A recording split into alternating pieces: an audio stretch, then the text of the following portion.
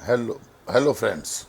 अपन ने कल संधि का भाग एक, जिसमें अपन ने केवल स्वर संधि समझी थी और उसका भी एक भाग अपन ने समझा था दीर्घ संधि। अपन ने एक केवल दीर्घ संधि को पढ़ा था, जिसमें समान स्वर होने पर एक दीर्घ स्वर बन जाता है, ऐसा अपन ने पढ़ा था। आज स्वर संधि का दूसरा भेद गुण संधि पढ़ेंगे, जिसका संस्कृत में सूत्र है, पाणिनि सूत्र है आद गुण। ये सूत्र कह रहा है कि अ या आ के बाद ई या बड़ी आवे तो दोनों के स्थान पर ए हो जाता है, और यदि अ या आ के बाद ही उ या उ आता है तो ओ हो जाता है, तथा अ या आ के बाद में यदि री आवे तो वह अर हो जाता है। देखते हैं कैसे। यदि परिभाषा कह रही है अ या आ, इसके बाद में यदि ई या बड़ी आती है तो यह ए बन जाता है, अर्थात दोनों के स्थान पर एक स्वर बन जाता है। दोनों के स्थान पर एक स्वर बन जाता है, और वो स्वर कौन सा होता है? ए। यानी कि जब यह वर्ण में जुड़ेगा तो इसकी केवल एक मात्रा शेष रहेगी, ए की मात्रा केवल एक। ठीक है, यूं का यूं। दूसरा वो कह रहा है यदि अ या आ इसके बाद में उ या बड़ा हुआ है, ठीक है, तो ये ओ बन जाता है, तो यह ओ हो जाता है। ठीक है ना, ओ की मात्रा होती है ये। ठीक है, किसके स्थान पर? ये भी दोनों के स्थान पर, ये भी दोनों के स्थान पर। ठीक है बेटा, ठीक है, दोनों के स्थान भी होता है। और यदि अ या आ के बाद में यदि री आ जाए, ठीक है ना, तो इसमें भी दोनों के स्थान पर क्या बन जाता है? अ और र हलंत अर बन जाता है। ठीक है, क्या बन जाएगा? अर। जैसे हो गया सूर्य प्लस उदय। ठीक है बेटा, इसका अ बाहर निकाल देते हैं, सु, ये र यूं का यूं, यह हलंत हो जाएगा। ठीक है, इसमें से अ बाहर आ गया। इधर पहला उच्चारित वर्ण क्या है? उ। ठीक है, और पीछे क्या बच गया? देह। अ और उ मिलकर के क्या बनता है? ओ। ये ओ इसमें जब जुड़ेगा तो ये मात्रा के रूप में शेष रहेगा, यानी कि ये बन जाएगा सूर्योदय। ठीक है, बहुत सरल है, कुछ भी नहीं करना है। यूं कहें यदि ई आता है तब ये होगा। ठीक है, देव प्लस ईश देवेश। ठीक है, री आता है महा प्लस ऋषि, महर्षि बन जाएगा। ठीक है, चलो आगे कुछ एक उदाहरण देखते हैं। ठीक है, पहला उदाहरण है अ के बाद में यदि छोटी आता है तो ए बनता है। पहला उदाहरण है सुर प्लस इंद्र। क्या अर्थ है? सुर में से र में से अ को बाहर निकाल दिया, इधर इंद्र में से इस ई को बाहर निकाल दिया, पीछे बच गया इंद्र। ठीक है, अब अ और ई बन गए ए। जब ए इस र में जुड़ा तो यह मात्रा बन जाती है, पहले बताया था, एक डंडी ऊपर लग जाती है। ठीक है, बाकी यूं का यूं रहेगा, इसलिए सुरेंद्र। यूं का यूं, नर प्लस इंद्र नरेंद्र, गज प्लस इंद्र गजेंद्र, पूर्ण प्लस इंदु पूर्णेंदु, न प्लस इति नेति, उप प्लस इंद्र उपेंद्र, देव प्लस इंद्र देवेंद्र। अब देखते हैं अ के बाद में यदि बड़ी आ जाए तब भी बनेगा ए ही।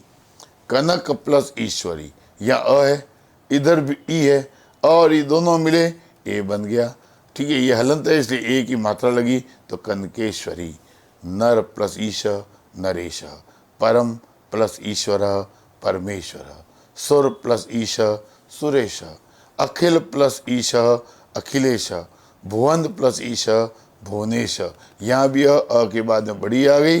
ठीक है, तो बन गया ए भुवनेश। सर्व प्लस ईश सर्वेश, दिन प्लस ईश दिनेश।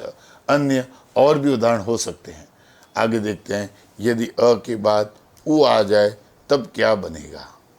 सूर्य प्लस उदय, अ के बाद उ आया तो ओ बन गया सूर्योदय। चंद्र धन उदय, उ अ है, इधर उ है, अ के बाद उ है तो ओ बनता है। ओ की मात्रा एक रहती है, इसे चंद्रोदय। हित प्लस उपदेश हितोपदेश, पर प्लस उपकार परोपकार, गणेश प्लस उत्सव गणेशोत्सव, भुवन प्लस ईश भुवनेश, वृक्ष प्लस ऊपरी वृक्षोपरी, पुरुष प्लस उत्तम पुरुषोत्तम। ठीक है, आगे देखते हैं।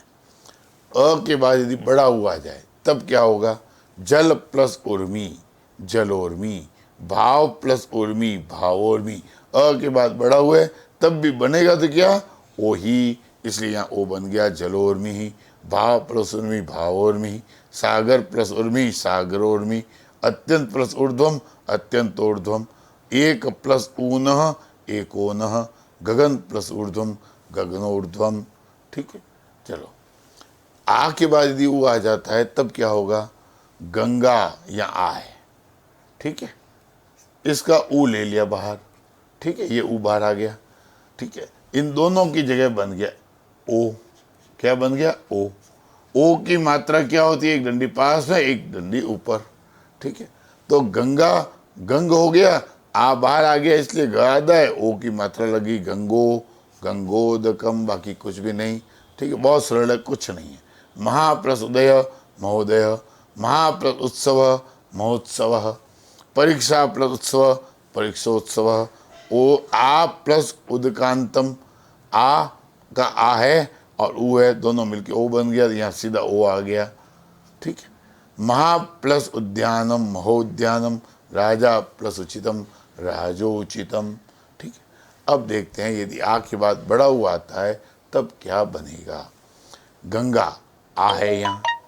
ठीक है, यहाँ आ है, उसके बाद ये बड़ा हुआ है, दोनों मिलके ओ, यानी कि ओ की मात्रा। ठीक है, गंगा आ और ऊ दोनों हट गए, दोनों एक ओ हो गया, ओ इसमें लग गया इसलिए गंगोर्मी। महा प्लस उर्मी महोर्मी, यमुना प्लस उर्मी यमुनोर्मी, मायया ऊर्जस्वी माययो ऊर्जस्वी, महा प्लस ऊर्णम महोर्णम। ठीक है, बहुत सरल है, कुछ भी नहीं है इसमें। ठीक है ना, थोड़ा सा ध्यान रखने की बात है। देव, इसमें ध्यान से देखना, देव व में से अ को मैंने बाहर निकाल दिया। ठीक है, इधर से री को बाहर निकाल दिया। ठीक है, यहाँ आ गया सी और री मिलके अर बनता है। ठीक है, व में जब अ जुड़ा तब तो व पूरा हो गया, र आधा है और शी यूं का यूं है।